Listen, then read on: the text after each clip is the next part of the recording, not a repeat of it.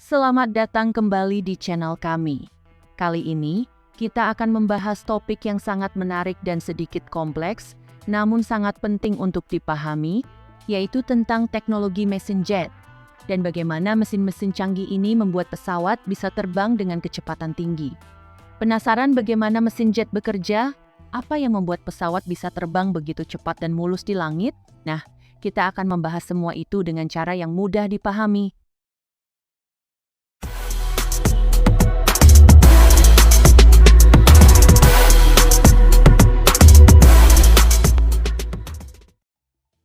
Untuk memulai, mari kita pahami terlebih dahulu, apa itu mesin jet? Mesin jet adalah jenis mesin pembakaran dalam yang digunakan di pesawat terbang. Mesin ini menghasilkan dorongan atau thrust dengan cara membakar bahan bakar untuk menghasilkan gas panas yang sangat cepat, yang dikeluarkan melalui nozzle atau saluran pembuangan. Proses inilah yang menggerakkan pesawat ke depan.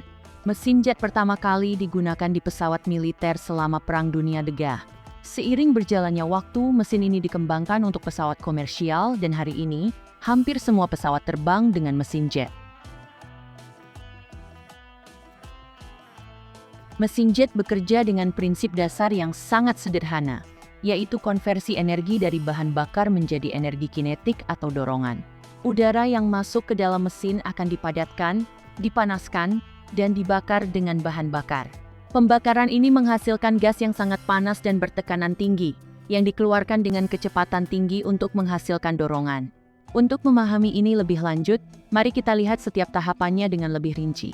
Mesin jet modern memiliki 4 bagian utama: kompresor, ruang bakar, turbin, dan nozzle. Mari kita jelajahi satu persatu. Bagian pertama dari mesin jet adalah kompresor. Udara yang masuk ke mesin dari depan pesawat akan melewati kompresor, yang bertugas untuk memadatkan udara. Kompresor terdiri dari beberapa rotor dan stator yang berputar dengan sangat cepat, menyempitkan udara yang masuk dan meningkatkan tekanannya. Kenapa harus memadatkan udara? Karena udara yang dipadatkan mengandung lebih banyak molekul oksigen, yang sangat penting untuk proses pembakaran di ruang bakar.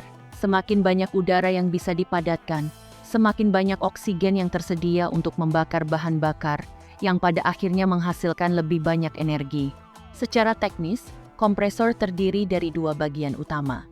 Rotor yang berputar untuk memadatkan udara dan stator yang membimbing aliran udara agar tetap terarah. Proses ini dilakukan bertahap, melalui beberapa tahap pemadatan, hingga tekanan udara mencapai tingkat yang sangat tinggi.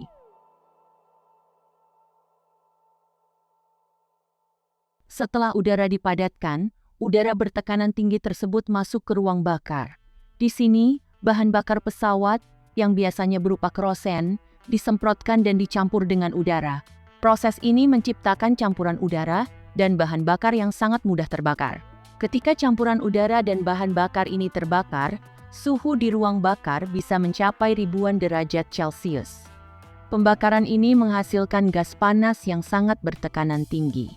Gas panas ini akan mengalir keluar dengan kecepatan tinggi.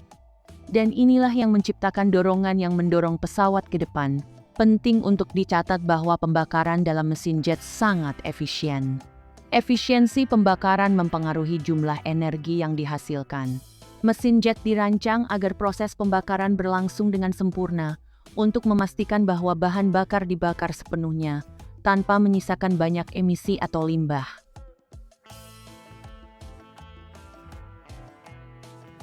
Selanjutnya, gas panas yang dihasilkan dari pembakaran akan mengalir ke turbin. Turbin ini berfungsi untuk mengambil energi dari gas panas dan menggunakannya untuk menggerakkan bagian mesin lainnya, khususnya kompresor. Turbin terdiri dari bilah-bilah yang diputar oleh gas bertekanan tinggi. Jadi, saat gas panas ini melewati turbin, energi dari gas tersebut menggerakkan turbin, yang pada gilirannya menggerakkan kompresor. Inilah yang membuat mesin jet sangat efisien. Sebagian besar energi yang dihasilkan dari pembakaran digunakan untuk mempertahankan aliran udara yang diperlukan untuk proses kompresi dan pembakaran lebih lanjut.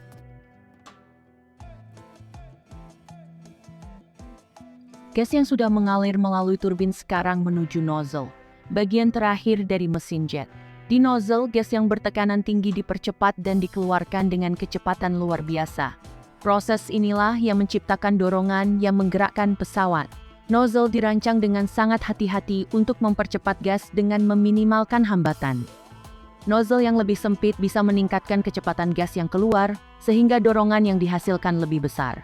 Pada pesawat supersonik, nozzle bahkan bisa dilengkapi dengan teknologi variabel, yang bisa mengubah bentuk nozzle tergantung pada kecepatan pesawat. Gas yang keluar dengan kecepatan sangat tinggi, inilah yang memberikan pesawat dorongan untuk melawan gaya gravitasi dan membuatnya meluncur di udara dengan kecepatan tinggi.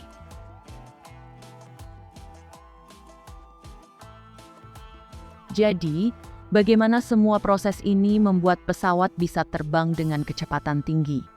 Kuncinya adalah efisiensi konversi energi. Mesin jet sangat efisien dalam mengubah energi kimia dari bahan bakar menjadi energi kinetik yang diubah menjadi dorongan. Inilah yang memungkinkan pesawat terbang dengan kecepatan yang sangat tinggi. Selain itu, pesawat jet juga dirancang dengan bentuk aerodinamis yang mengurangi hambatan udara. Dengan bentuk tubuh pesawat yang ramping dan sayap yang dirancang untuk mengurangi gesekan dengan udara, pesawat bisa terbang lebih cepat dengan lebih sedikit energi yang terbuang.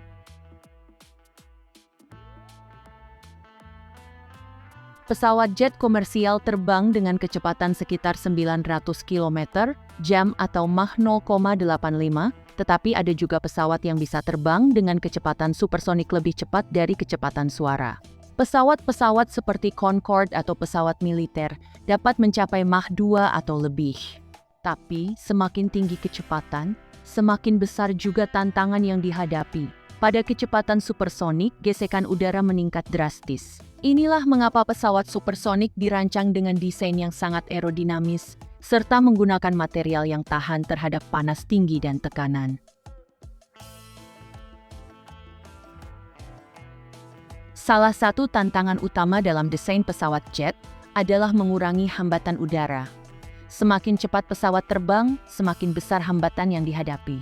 Disinilah prinsip aerodinamika berperan besar.